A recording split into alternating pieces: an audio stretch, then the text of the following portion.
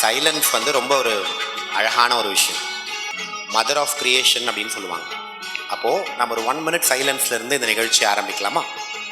ஒரு 1 minute நாம் அமைதியாக இருந்து இறைவனுடைய நினைவில் இருந்து இந்த நிகழ்ச்சி ஆரம்பிக்கலாம்.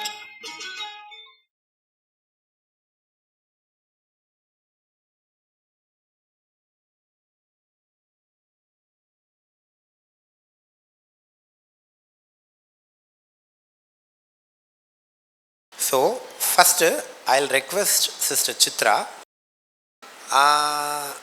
உங்களை பொறுத்தவரையில் பேரண்டிங் அது ஏன் இவ்வளோ காம்ப்ளெக்ஸ் ஆகிடுச்சு? நம்ம ஸ்டார்ட் பண்ணும்போதே அதான் பார்த்தோம். பேரண்டிங் ஏன் இன்றைக்கி பயங்கர காம்ப்ளெக்ஸ் ஆகிடுச்சு? என்ன செய்ய வேண்டும் as an individual? Sister Chitra. Om சாந்தி.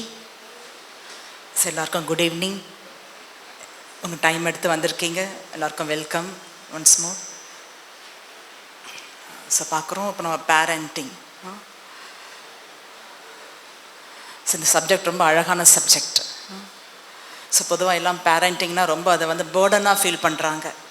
கண்டிப்பாக அது ஒரு பேர்டனான விஷயம் கிடையாது. அது ஒரு ஸ்பிரிச்சுவல் ரெஸ்பான்சிபிலிட்டின்னு சொல்லலாம். நான் நீங்கள் சமுதாயத்துக்கு ஒரு அழகான ஒரு சக்தியை உருவாக்கி கொடுக்குறீங்க. அது ப்ரிவிலேஜ் கூட சொல்லலாம் பேரண்டிங்கு. ஸோ நீங்கள் வெறும் கிரியேட்டர் மட்டும் கிடையாது இந்த குழந்தைக்கு. கண்டிப்பாக நீங்கள் ஒரு கேர்டேக்கர். அந்த சோல் ஜேர்னிக்கு நீங்கள் ஒரு கேர்டேக்கராக இருக்கீங்க. ஸோ ரொம்ப முக்கியமான ரோல். ஸோ இப்போ பேரண்டிங் எப்படி இருக்குது? ஸோ பார்த்திங்கன்னா அந்த காலத்தில் பேரண்டிங் எப்படி இருந்துச்சுன்னா ஒரு கட்டுக்கோப்பில் இருந்தாங்க இல்லையா? ஒரு ஸ்ட்ரக்சர்டு ஒரு அத்தாரிட்டி பேஸ்டில் ஒரு பேரண்டிங் இல்லையா? ஒரு ஃபேமிலினா இப்படி தான் இருக்கணும், அம்மா அப்பா இப்படி தான் இருப்பாங்க, குழந்தைங்க இப்படி தான் இருக்கணும், பேச்சு கேட்கணும், அந்த மாதிரி ஒரு கட்டுக்கோப்பில் இருந்துச்சு ஃபேமிலின்றது பேரண்டிங். இப்போது வந்து பேரண்டிங் எப்படி ஆயிடுச்சு? மல்டிபிள் டைமென்ஷனுடைய ரெஸ்பான்சிபிலிட்டி. ஒவ்வொருத்தருக்கும் பல டைமென்ஷனில் பொறுப்பு எடுத்துக்கணும், அப்படி தானே? ஸோ நீங்கள் பேரண்ட் வெறும் பேரண்ட்டாக இருந்தால் பத்தாது.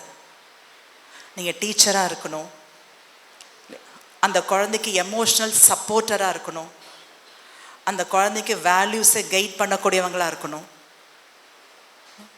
எல்லாத்துக்கும் மேலே இந்த டிஜிட்டல் வேர்ல்டில் இருக்கக்கூடிய பாதிப்புலேருந்து குழந்தைய ப்ரொடெக்ட் பண்ணணும். ஸோ அவ்வளோ பெரிய பொறுப்பு இருக்குது பேரண்ட்ஸ்க்கு, இருக்குது தானே? இது எல்லாருக்குமே இது நமக்கு புரியுது. ஸோ இவ்வளோ டாஸ்க் இருந்தாலும் நம்ம வந்து அப்போ கண்டிப்பாக நான் குழந்தைய என்ன கண்ட்ரோலை வைக்கணும், நான் பண்ணணும்னா முடியாது, வைக்கக்கூடாது. இப்போ குழந்தைங்க நீங்கள் கண்ட்ரோலை வைக்கலாமானா கூடாது. நீங்கள் முடிஞ்சால் குழந்தையோட கனெக்ட் ஆகலாம், அப்படி தானே? அவங்களுடைய எமோஷ்னல் அவங்களுடைய ஃபீலிங்ஸோடு நீங்கள் கனெக்ட் ஆக தான் ட்ரை பண்ணணும்.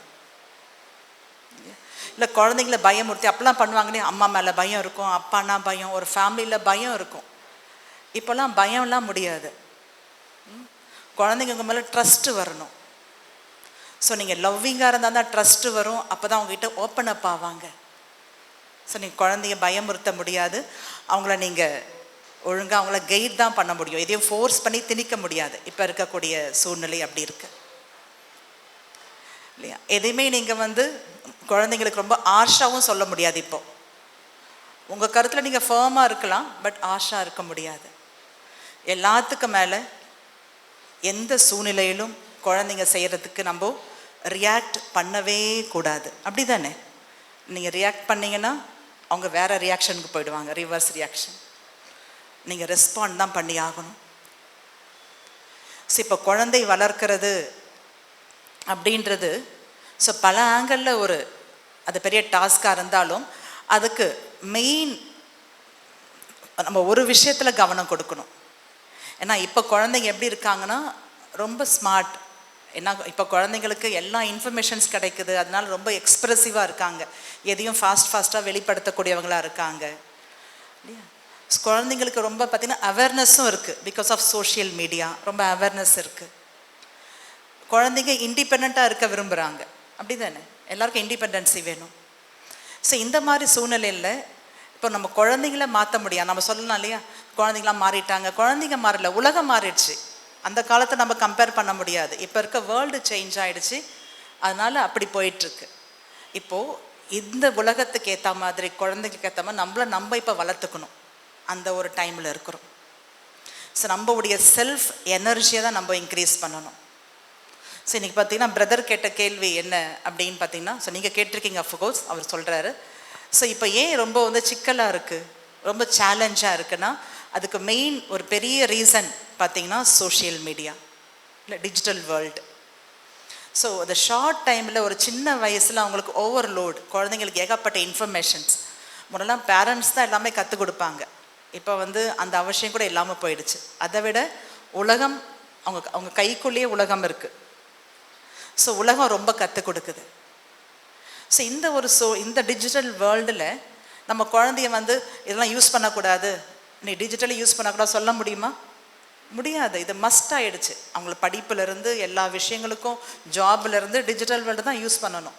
ஆனால் என்ன சேலஞ்சுனா, அதை வந்து நம்ம யூஸ் பண்ண ஃப்ரீடம் கொடுக்கணும், அதில் பேலன்ஸ். ஸோ அவங்க எதை எப்போ யூஸ் பண்ணணும், எப்படி யூஸ் பண்ணணும், அவங்க எதை பார்க்கணும், எதை பார்க்கக்கூடாது, அந்த ஒரு பேலன்ஸ் ஃப்ரீடம் கொடுத்து குழந்தைங்கள ப்ரொடெக்ட் பண்ணுறது தான் நம்ம சேலஞ்ச். அப்படி தானே? யூஸ் பண்ண வேணான்னு சொல்லவே முடியாது உங்களால், பட் நீங்கள் அதை அவங்கள ப்ரொடெக்ட் பண்ணணும். இன்னொரு சேலஞ்ச் என்ன இருக்குன்னா, ஸோ முன்னே நம்ம பார்த்தோம் ஃபேமிலினாலே ஒரு ஜாயிண்ட் ஃபேமிலி இல்லையா, அங்கே எல்லாமே இருப்பாங்க, தாத்தா பாட்டி மாமா மாமி அத்தை எல்லாம் இருப்பாங்க.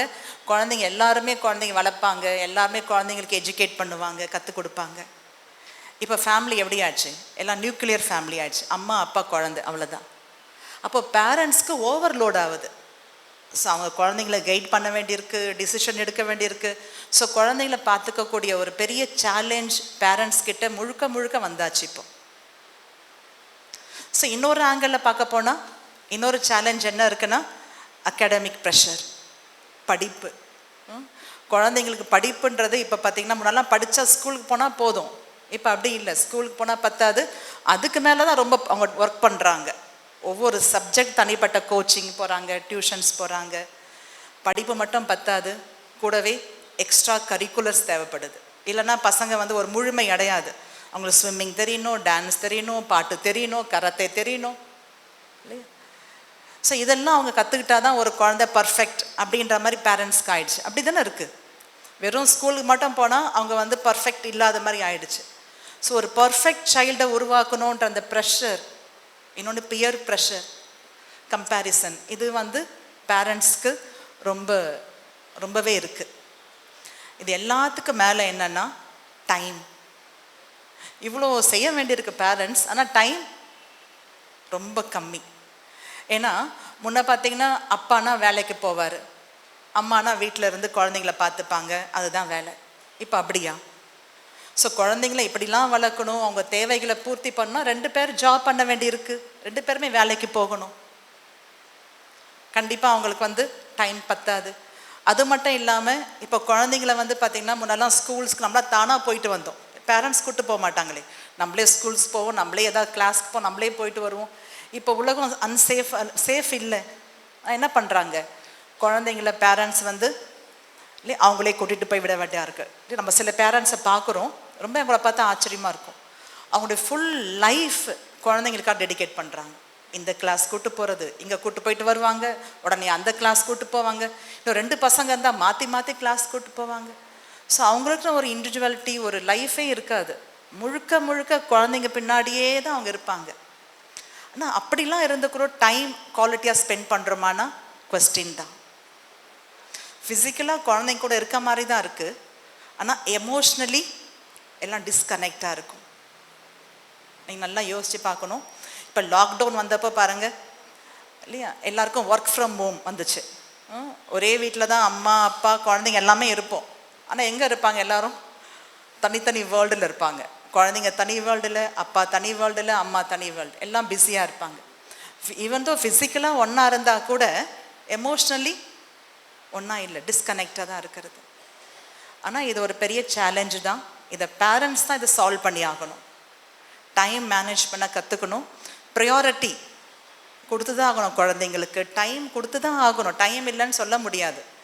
நம்ம குழந்தைங்களுடைய வேல்யூஸ், குழந்தைங்களுடைய அந்த ஒரு அழகான ஒரு வளர்ப்பை நம்ம இழந்துருவோம். அதனால் டைம் மேனேஜ் பண்ணி தான் ஆக வேண்டியிருக்கு. அடுத்த சேலஞ்ச் கடைசியாக பார்க்குறோம் என்னென்னா, இப்போ வந்து குழந்தைங்க வந்து நான் சொன்னல ரொம்ப அவங்களுக்குள்ள வந்து எல்லாமே தெரியறதுனால குழந்தைங்களுக்கு எல்லாத்துக்குமே வந்து எக்ஸ்ப்ளனேஷன் தேவைப்படுது, ஆன்சர் எல்லாத்துக்கும் வந்து என்ன ரீசன் தேவைப்படுது. வெறும் வந்து அவங்க சென்சிட்டிவாக மட்டும் இல்லை, சென்சிபிளாகவும் இருக்காங்க, ரொம்ப நாலேஜ்ஃபுல்லாகவும் இருக்காங்க. ஸோ அந்த நாலேஜ்க்கு நமக்கு வந்து ஆன்சர் பண்ண தெரியணும். ஸோ எமோஷனலி இன்டெலிஜென்ஸாகவும் இருக்க வேண்டியிருக்கு பேரண்ட்ஸ், குழந்தைங்கள புரிஞ்சு அவங்களுடைய ஃபீலிங்ஸை புரிஞ்சு அவங்கள கைட் பண்ணுறதுக்கு. ஸோ இதெல்லாம் இருக்குது ஒரு பக்கம். கடைசியாக ஒன்று சொல்கிறேன், சேலஞ்ச். ஒரு பெரிய சேலஞ்ச் என்னென்னா, நீங்கள் எப்போ பெற்றோர் ஆகுறீங்களோ உங்களுக்கு தரப்புலேருந்து அட்வைஸும் வரும். உங்கள் அம்மா அப்பா சொல்லுவாங்க குழந்தை இப்படி தான் வளர்க்கணும்னு, மாமியார் சொல்லுவாங்க இப்படி தான் வளர்க்கணும், அப்புறம் பார்த்தா ஃப்ரெண்ட்ஸ் சொல்லுவாங்க இப்படி தான் குழந்தை வளர்க்கணும், பேரண்டிங் இருக்கணும் இல்லையா. இது மாதிரி நம்ம எங்கன்னா வந்தால் இங்கே சொல்லுவாங்க இந்த மாதிரி குழந்தைய வளர்க்கணும்னு. இந்த கருத்துக்களே பல முரண்பாடுகள் இருக்கும். ஃபர்ஸ்ட் ஆஃப் ஆல் இது வேறு நமக்குள்ள ஒரு ப்ரெஷர். நான் உண்மையான பேரண்ட்டாக இருக்கிறேன்னா நான் பண்ணுறதுலாம் சரியா, அது ஒரு கொஸ்டின், அது ஒரு சேலஞ்சாகவே இருக்குது. நான் பண்ணுறதுலாம் சரியான்னு இல்லை, பேரண்ட்ஸ்க்கு அது ஒரு பெரிய ஒரு ப்ராப்ளமாகவே இருக்குது. ஸோ இந்த எல்லா விஷயங்களும் இருக்க தான் செய்யுது. ஆனால் இது எல்லாத்துக்கும் சொல்யூஷன் ஒன்று தான். இவ்வளோ சேலஞ்சஸ் இருக்கலாம், இன்னும் ரொம்ப சேலஞ்சஸ் இருக்குது, நம்ம சிலர் தான் சொன்னோம். எவ்வளோ சேலஞ்சஸ், எவ்வளோ வந்து சிக்கல்கள் இருந்தால் கூட இதுக்கு சொல்யூஷன் ஒன்று தான். என்னென்னா உங்களுடைய மைண்ட், உங்கள் ஸ்டேட் ஆஃப் மைண்டை நீங்கள் ஸ்டேபிளாக கொண்டு வந்துட்டீங்க, உங்களுடைய மனநிலையை நீங்கள் பவர்ஃபுல் ஆக்கிட்டீங்கன்னா இந்த எந்த சேலஞ்சுமே உங்களுக்கு கஷ்டம் கிடையாது. இது 100% ட்ரூ. ப்ராக்டிக்கலி நம்ம இங்கே வராங்களே கிளாஸ்க்கு, மெடிடேஷனுக்கு வரக்கூடிய மதர்ஸை நம்ம பார்க்குறோம். முன்ன பிஃபோர் நாலேஜ், பிஃபோர் ப்ராக்டிஸ் அவங்க இருந்ததுக்கும் ஸோ இங்கே வந்த பிறகு அவங்களுடைய ஹேண்ட்லிங், அவங்களுடைய ஒவ்வொரு விஷயமும் பார்த்திங்கன்னா கம்ப்ளீட் சேஞ்ச் ஆகிடுது. எப்போ நம்முடைய ஸ்டேட் ஆஃப் மைண்ட், நம்முடைய செல்ஃப்னுடைய பவர் இன்க்ரீஸ் ஆகுமோ இந்த விஷயம் நம்மளால் ஈஸியாக ஹேண்டில் பண்ண முடியுது. அதான் நீங்கள் எப்போ நீங்கள் காமாக இருக்கிறீங்க அப்படின்னா குழந்தை உங்ககிட்ட சேஃபாக ஃபீல் பண்ணுவாங்க டெஃபினட்டாக. எப்போ நீங்கள் அம்மா அப்பா பேரண்ட்ஸ் ஸ்டேபிளாக இருக்கீங்களோ குழந்தைங்க ரொம்ப செக்யூராக ஸ்ட்ரென்த்தாக ஃபீல் பண்ணுவாங்க. இப்போ பேரண்ட்ஸ் ரொம்ப லவ்விங்காக இருக்கீங்களோ கண்டிப்பாக குழந்தைங்க உங்ககிட்ட ஓப்பன் அப் ஆவாங்க. ஸோ மெயினாக அப்போ வந்து மாற வேண்டியது யார்? உலகம் மாறணுமா, குழந்தைங்க மாறணுமா? யார் மாறணும்? பேரண்ட்ஸ் தான் மாற்றத்தை கொண்டு வரணும். நம்முடைய செல்ஃபை ஸ்ட்ரென்தன் பண்ணணும். இதுதான் சொல்யூஷன், வேறு சொல்யூஷனே கிடையாது. உங்கள் செல்ஃபை நீங்கள் ஸ்ட்ரென்தன் பண்ணாதான் நீங்கள் அழகான ஒரு ஜாய்ஃபுல் பேரண்டிங்கை நீங்கள் என்ஜாய் பண்ணுவீங்க. ஓம் சாந்தி. அப்போது குழந்தை மாற வேண்டாமா, நான் தான் மாறணுமா?